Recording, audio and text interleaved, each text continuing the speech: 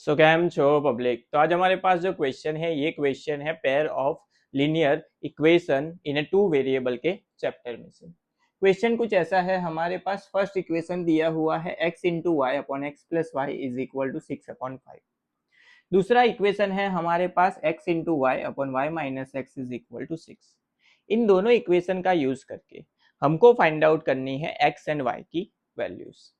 तो इसको हम किस तरह से सिंप्लीफाई करेंगे, यहाँ पे इसको थोड़ा सा अगर हम सिंप्लीफाई करें तो हमको पता है ये जो डिवीजन में वैल्यूज है वो क्रॉस मल्टीप्लाई होगी, यानी कि 5 जो है वो ऊपर मल्टीप्लाई में चला जाएगा, यानी कि लिख सकते हैं 5xy that is equal to 6 into bracket में आएगा x प्लस वाई।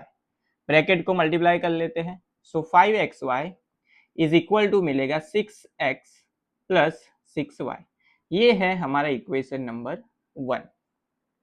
सेम उसी तरीके से यहाँ पे इसको सिंप्लीफाई करें, सो y माइनस एक्स इस साइड डिवीजन में है, सामने की साइड जाएगा तो मल्टीप्लाई में जाएंगे। तो यहाँ पे लिख सकते हैं X Y is equal to 6 bracket में आएगा y माइनस एक्स, 6 से मल्टीप्लाई कर देते हैं तो X Y is equal to 6y minus 6x। अभी यहाँ पे हम यूज करेंगे एलिमिनेशन मेथड। अब आप बोलेंगे कि नॉर्मल आपने इस चैप्टर में सारे जो क्वेश्चन देखे होंगे उसमें सिर्फ एक्स एंड वाई था, एक्स एंड वाई मल्टीप्लाई में नहीं थे, लेकिन उससे कोई फर्क नहीं पड़ता क्योंकि हमको क्या फाइंड करनी है, एक्स एंड वाई की वैल्यू। तो यहाँ पे इसको अगर हम सिंप्लीफाई करें तो यहाँ पे 6x है, यहाँ पे माइनस 6x है, ये इक्वेशन नंबर 2 है। तो यहाँ पे इन दोनों को अगर हम डायरेक्ट प्लस करें, सो एड इक्वेशन 1 एंड 2, दोनों इक्वेशन को ऐड करने पर हमको क्या मिलेगा, तो हमको कुछ ऐसा मिलेगा, इसको हम लिख लेते हैं 6x plus 6y is equal to 5xy। ये इक्वेशन को थोड़ा सा रीअरेंज करके, यानी कि माइनस 6x है उसको पहले लिख लेते हैं minus 6x plus 6y is equal to xy, लिख सकते हैं इस तरीके से। यहाँ पे ये दोनों जो है प्लस 6x माइनस 6x क्या हो जाएगा, कैंसिल, 6y प्लस 6y हो जाएगा 12y इज इक्वल टू यहाँ पे 5xy प्लस xy हो जाएगा 6xy।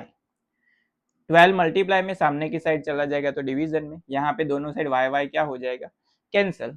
सो ये 6 मल्टीप्लाई में है, सामने ले लेते हैं तो डिवीजन में, तो x की जो वैल्यू है वो हमको क्या मिलेगी 12/6।